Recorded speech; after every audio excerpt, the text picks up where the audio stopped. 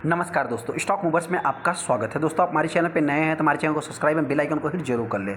आज हम बात करेंगे एसबीआई कार्ड के बारे में। इस कंपनी की बात करें दोस्तों तो इस स्टॉक के अभी तक के जितने भी क्वार्टर 4 के रिजल्ट देखने को मिले थे, क्वार्टर 1, 2 जितने भी थे दोस्तों, सब में अपने को इस स्टॉक में प्रेशर ही क्रिएट हुआ था। मतलब कोई भी ऐसा रीजन नहीं था कि इस स्टॉक को ऊपर लेके जाए।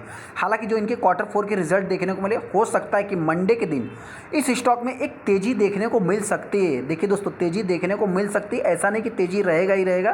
आपसे बताना चाहते हैं कि स्टॉक में गिरावट भी देखने को मिल सकती है। ऐसा क्यों, तो उससे रिलेटेड मैं आगे डिस्कस करूंगा। लेकिन हाँ, मैं इतना ही कहना चाहता हूं, जिन्होंने भी इस स्टॉक को अभी रिसेंट में बाइंग किया होगा या जिनके पास पुरानी होल्डिंग्स है दोस्तों, मैं इतना ही बताना चाहता हूं कि एक भी शेयर आपको लॉस में इस स्टॉक को सेल नहीं करना है। ऐसा क्यों, उससे रिलेटेड मैं आगे डिस्कस करूंगा। हालांकि जो भी इस स्टॉक को बाइंग करना चाहते हैं, मंडे के दिन दोस्तों पहले क्या होता है फिर थोड़ा सा नज़र रखना, फिर उसके बाद आप चाहे तो डिसीजन ले सकते हैं। हम आगे SBI cards and payment service के ऊपर, जैसा कि आप देख सकते हैं। सबसे पहले अगर मैं फ्राइडे के दिन की बात करूं तो स्टॉक में एक प्रेशर क्रिएट हुआ। लगभग 1% 1.25% के आसपास स्टॉक में गिरावट देखने को मिली। ये कंपनी जो कि प्रीवियस क्लोजिंग से गैप अप पे ओपन होती है, वापस स्टॉक में एक प्रेशर क्रिएट होता है। हालांकि दोस्तों एक पूरा फाइनेंस सेक्टर मार्केट की बात करें, सभी में गिरावट थी, तो इस स्टॉक में भी 3% के आसपास गिरावट देखने को मिला है। उसके बाद देखा है तो आप कह सकते हैं थोड़ा सा मार्केट में इस स्टॉक में रिकवरी भी देखने को मिली है, जैसा कि आप यहाँ पे देख सकते हैं। हाँ, ऐसे में जो सबसे पॉजिटिव सीन है दोस्तों कि कंपनी की रिजल्ट देखिए, इस रिजल्ट को देख करके मार्केट के एस्टिमेशन को कंपनी ने बीट किया, जिसके कारण स्टॉक में तेजी देखने को मिल सकती। लेकिन यहाँ पे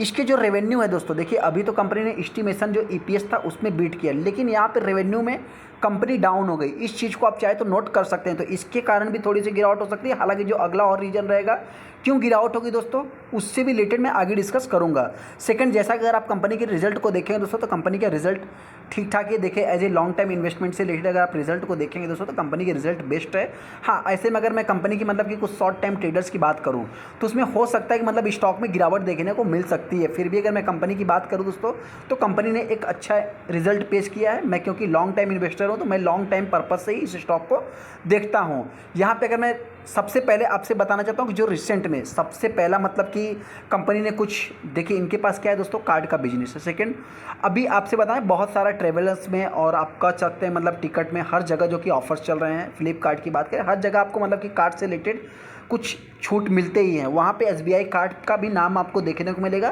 कंपेयर प्राइवेट बैंक के अकॉर्डिंग। सेकंड, आपसे बताना चाहते हैं कि इनके जो रिजल्ट हैं अभी देखा जाए तो रेवेन्यू में थोड़े से डाउन देखने को मिल रहे हैं, लेकिन जो एक्सपेक्टेशन थी उसी को बीट नहीं किया है। हालांकि रिजल्ट देखा जाए तो इनके revenue year on year basis सभी कुछ अच्छे हैं, लेकिन इसमें जो मतलब गिरावट के पीछे का रीजन्स बन सकता है एनपीए दोस्तों। एनपीए हो सकता है, नॉन परफॉर्मिंग एसेट्स की बात करें तो इसके कारण स्टॉक में गिरावट देखने को मिल सकती है। ऐसा क्यों दोस्तों, तो आपसे बताना चाहिए, देखिए कंपनी एक बेस्ट कंपनी है। अब मतलब देखिए जब से अभी तक कंपनी मार्केट में आई तब से अभी तक रिटर्न बना के नहीं दी है। लेकिन हाँ, एक इंपॉर्टेंट पॉइंट यही है कि दोस्तों कंपनी एकदम बेस्ट है। आप कह सकते हैं बहुत ही छोटी कंपनी, फाइनेंस सेक्टर एक बड़ा सेक्टर है। यहाँ पे अगर कंपनी के रिजल्ट को देखेंगे तो ईयर ऑन ईयर बेसिस पे कंपनी के रिजल्ट अच्छे हैं। हाँ, क्वार्टर ऑन क्वार्टर बेसिस पे कंपनी के रिजल्ट थोड़े से खराब देखने को मिल रहे हैं, लेकिन यहाँ पे जो गिरावट के पीछे का रीजन बन सकता है, आप कह सकते हैं कि इनके एनपीए दोस्तों, NPA quarter on quarter basis पे ग्रॉस एनपीए हो चाहे नेट एनपीए हो, दोनों में अपने को मतलब बढ़ोतरी देखने को मिल रही है क्वार्टर ऑन क्वार्टर बेसिस पे। वहीं पे अगर आप ईयर ऑन ईयर बेसिस पे भी चेक करेंगे तो कंपनी का यहाँ 235 है और 87 है दोस्तों, और यहाँ पे भी अगर आप देखेंगे तो 276, 35 के कंपेयर में 276 आया और 87 कंपेयर में 99 आया। तो ये थोड़ा सा मार्केट में इस कंपनी के लिए गिरावट साबित कर सकता है। लेकिन ऐसे में दोस्तों आपको मतलब घबराने की ज़रूरत नहीं है, सेल करने की ज़रूरत नहीं है। यहाँ पे जो सबसे बड़ा मतलब कि सेलिंग हो सकता है, कहाँ से हो सकता है दोस्तों, तो बताना चाहते हैं कि इसमें प्रमोटर तो एक मतलब कि एसबीआई ही आपको शायद देखने को मिल जाएगा, स्टेट बैंक ऑफ इंडिया, तो ये बहुत ज़्यादा शेयर सेल करते नहीं है। सेकंड, अगर मैं बात करूँ तो एफआईज में हो सकता है सेलिंग आ जाए, डीआईज में सेलिंग आ जाए, क्योंकि दोस्तों इस कंपनी में जैसे ही मतलब कुछ तेज़ी देखने को मिलती है, कोई ना कोई एक बड़ा एंटिटीज आके इस स्टॉक में सेल कर देता है। पहले से इस स्टॉक में जब से कंपनी मार्केट में लिस्ट हुई तब से देखने को मिल रहा है। हालांकि वहीं पे अगर मैं कंपनी के कुछ रिसेंट परफॉर्मेंस की बात करूँ तो 5 दिन में देखेंगे 2% और 1 महीने की बात करें तो 8 से 10% का स्टॉक ने रिटर्न बना के दिया है। लेकिन वही दोस्तों मेरे पॉइंट से हो सकता है कि जो एस्टिमेशन बीट नहीं किया। सेकंड, कंपनी के एनपीए की बात करें तो इसके अकॉर्डिंग हो सकता है कि स्टॉक में गिरावट देखने को मिल सकती है। हाँ, यहाँ पे अगर आप 6 महीने के चार्ट को देखें तो कंपनी आज भी फ्लैट कारोबार करे, लेकिन ये जो शॉर्ट टाइम में कंपनी ने रिटर्न बना के दिया है इसमें हो सकता है गिरावट देखने को मिल सकती है। लेकिन ऐसे में आपको डरने की जरूरत नहीं है।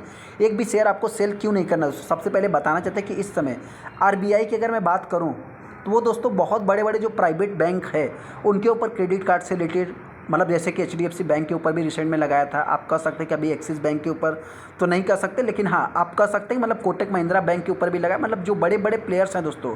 उसके बाद बजाज की बात करें, बजाज फाइनेंस के ऊपर भी कुछ उन्होंने रिस्ट्रिक्ट्स लगाया था। तो इस हिसाब से हो सकता है जो सरकारी बैंकें हैं, मतलब सरकारी प्लेयर्स हैं दोस्तों, मतलब PSU की बात करें तो उनको कुछ फ़ायदा हो सकता है, मेरा मानना है।